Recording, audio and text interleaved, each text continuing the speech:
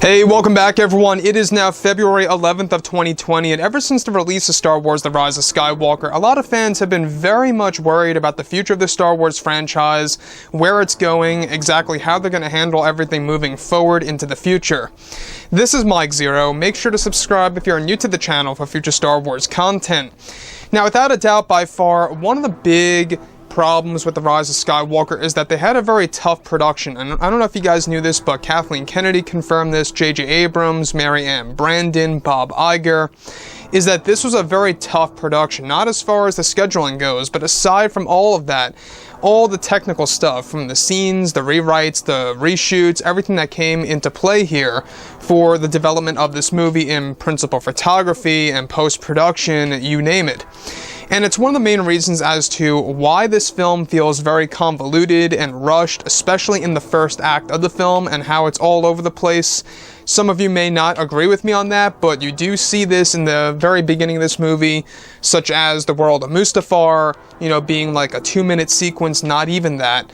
And before you know it, you're already over to the world of Exegol. A lot of scenes were deleted from this movie. In fact, the original cut of Episode 9 stood around 4 hours and 20-something minutes long, and that Chris Terrio even tried to get this movie to be coming into 2 parts. This was shot down by Disney, though, and this would have really, divided the trilogy format, in a sense. To me, I wouldn't have really minded to have 2 parts of The Rise of Skywalker.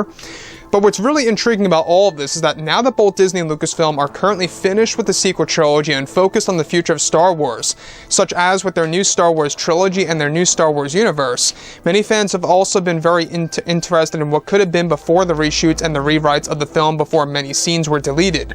Now, it's explained that the adjustments of the film led to a series of deleted scenes by Kathleen Kennedy, where one of which involved a segment that actually took place in the second act of the film.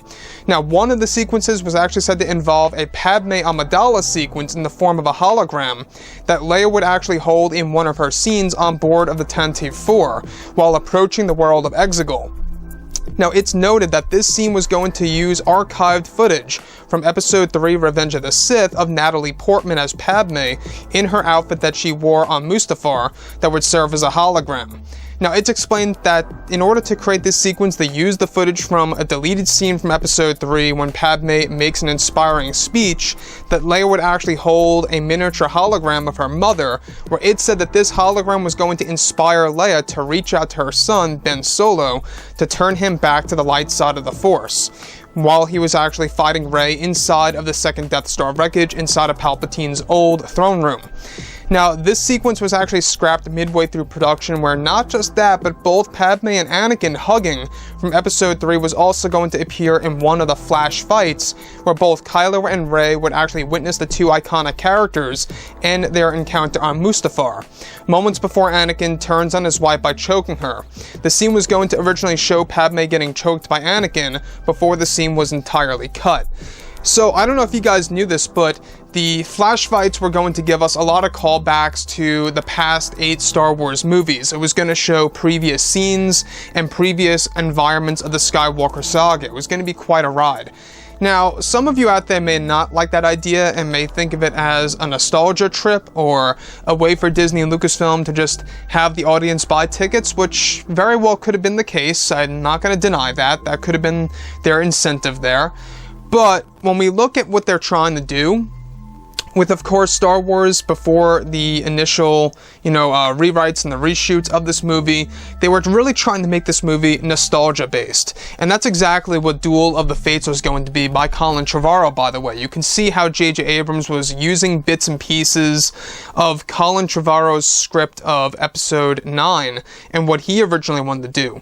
Now, the flash fights, though they weren't really a big thing in Trevorrow's script, J.J. Abrams took inspiration from Trevorrow in order to use that in Episode 9 in his early drafts.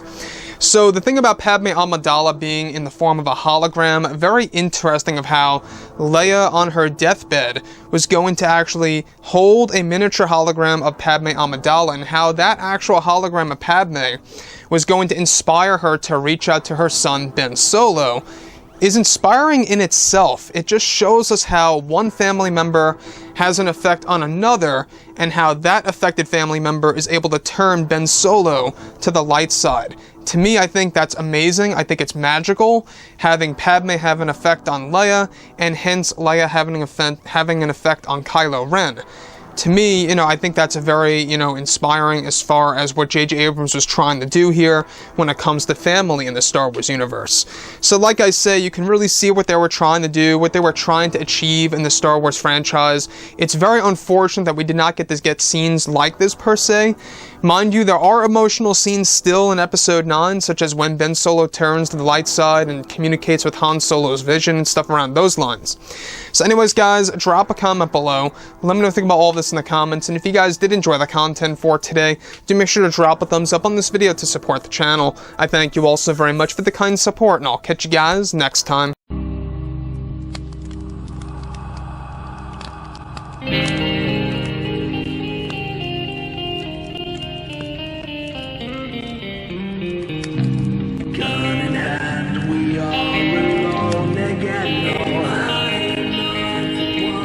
From night to moon.